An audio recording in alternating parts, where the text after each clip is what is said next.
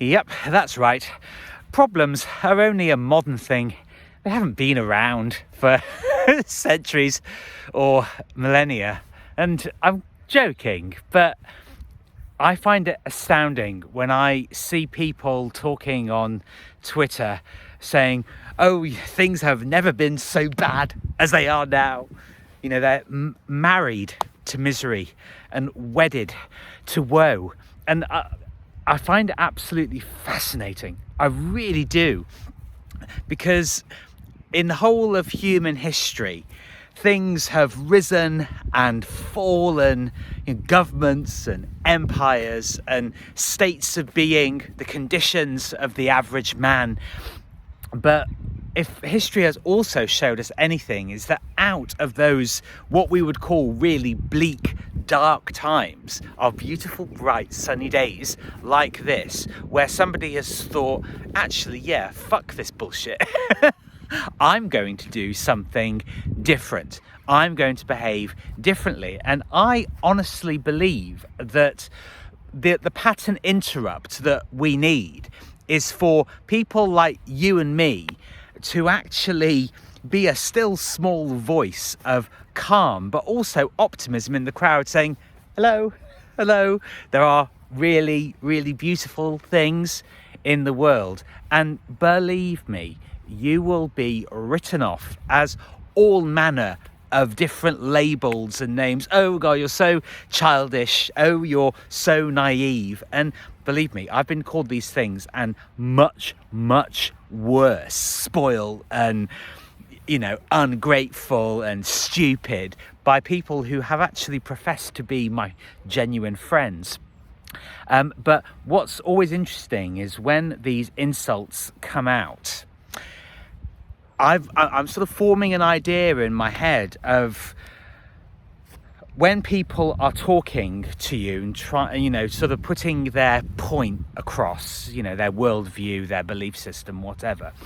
I don't actually think that it's quite as clear cut that people are trying to convince you of that position. I don't really think the content of what people are saying actually matters as much to people as other people trying to prove that their point is right and that your point as a consequence is wrong. I think a lot of people are trying to do this. And I believe that there is a psychological reason for everything that people do. There's also emotional ties. And when somebody is trying to convince you of a particular worldview, say that things have never been as bad in the whole history of the world, even though we know that not to be true. We live with unprecedented freedoms now and opportunities to do things. But when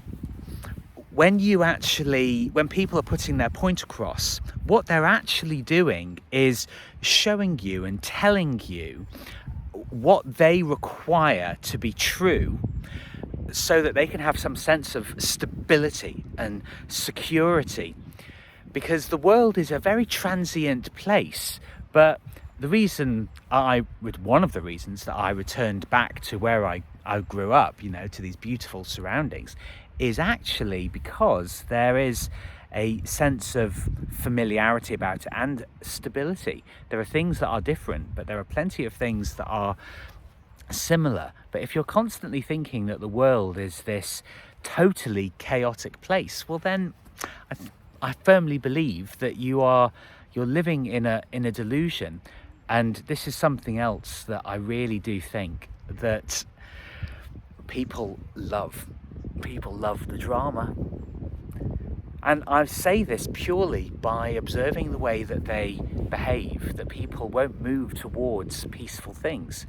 They'll move away from them and they'll look for the drama, they'll look for the chaos, because frankly, there's excitement in that. But to me, there's far more excitement in being able to listen, to observe, to appreciate beautiful places, beautiful people who are trying to do really good things. And I believe that the time of trying to prove your point is really over. Because we know that in one person putting across their worldview and wanting everybody to agree with them, that's tyranny to me. And I don't think there's any hope in that. There's no joy in that.